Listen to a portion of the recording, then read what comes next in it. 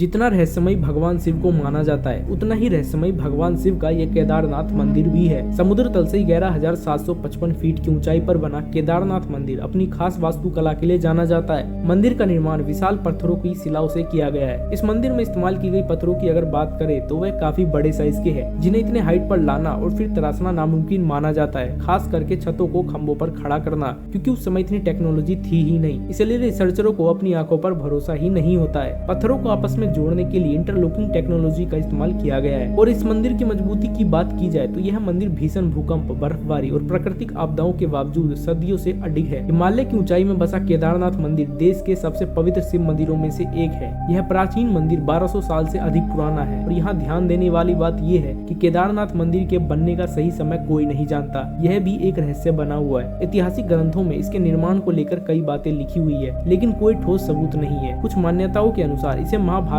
के पांडवों ने बनवाया था और कुछ इसे नर और नारायण द्वारा स्थापित किया गया ऐसा बताते हैं। बताया जाता है कि नर और नारायण भगवान शिव के उपासक थे और उन्होंने भगवान शिव को तपस्या के जरिए प्रसन्न करके यहाँ पर ज्योतिर्लिंग में वास करने की प्रार्थना की थी। लेकिन सबसे ज्यादा दूसरी मान्यताओं पर जोर दिया गया है जो पांडवों से जुड़ी है। बताया जाता है जब पांडव का युद्ध समाप्त हो चुका था तब वे भगवान शिव के दर्शन करके उनसे आशीर्वाद लेना चाहते थे ताकि उन्होंने जितने भी पाप किए वह सारे कट जाए। लेकिन भगवान शिव भी उन्हें इतनी आसानी से दर्शन देने वाले नहीं थे। इसके लिए उन्होंने एक युक्ति लगाई। भगवान शिव ने एक भैंसे का रूप लिया और वहाँ से गुजर रहे भैंसों के झुंड में शामिल हो गए थे। इसके बाद भीम ने अपना आकार बड़ा किया। जब सभी भैंसों के झुंड भीम के पैरों के बीच से निकलने लगे तब उनमें शामिल महादेव भी वहाँ से निकलना चाहा, लेकिन भीम ने उन्हें पहचान लिया। यह देख भगवान शिव धीरे धीरे धरती के अंदर समाहित होने लगे। इससे पहले भगवान शिव पूरी तरह धरती के अंदर समाहित होते भीम ने उनकी पूंछ पकड़ ली थी, जिसे देखने के बाद भगवान शिव प्रसन्न हो गए और उन्हें दर्शन देके सारे पाप क्षमा कर दिए। फिर इसके बाद वहाँ पर एक केदारनाथ मंदिर का भी निर्माण करवाया गया था, लेकिन धीरे धीरे बीतते वक्त के साथ केदारनाथ मंदिर कहीं गायब हो गया था। फिर 8वीं शताब्दी में आदि शंकराचार्य ने इस मंदिर का निर्माण फिर से करवाया और इस मंदिर के पीछे ही आदि शंकराचार्य ने अपनी समाधि भी ली थी। पुराणों में एक भविष्यवाणी की गई है जिसमें यह बताया गया है कि भविष्य में इस पूरे क्षेत्र के तीर्थ स्थान गायब हो जाएंगे और वह तब होगा जिस दिन नर और नारायण पर्वत आपस में मिल जाएंगे। उस दिन बद्रीनाथ का मार्ग पूरी तरह बंद हो जाएगा और लोग बद्रीनाथ के दर्शन नहीं कर पाएंगे। फिलहाल इस मंदिर पर भगवान शिव की असीम कृपा भी मानी जाती है, जिसका उदाहरण हमें 2013 में देखने को मिला था जब उत्तराखंड में आई विनाशकारी बाढ़ से पूरा क्षेत्र तबाह हो गया था। तब भी केदारनाथ मंदिर सुरक्षित बचा रहा। इस आपदा में मंदिर के आसपास के इलाके पूरी तरह तबाह हो गए, लेकिन मंदिर को ज्यादा नुकसान नहीं हुआ। मान्यता है कि भीमशिला नाम का एक विशाल पत्थर मंदिर के पीछे आकर टिक गया, जिसने बाढ़ के पानी को दूसरी तरफ मोड़ दिया। इस चमत्कार को श्रद्धालु भगवान शिव की कृपा मानते हैं।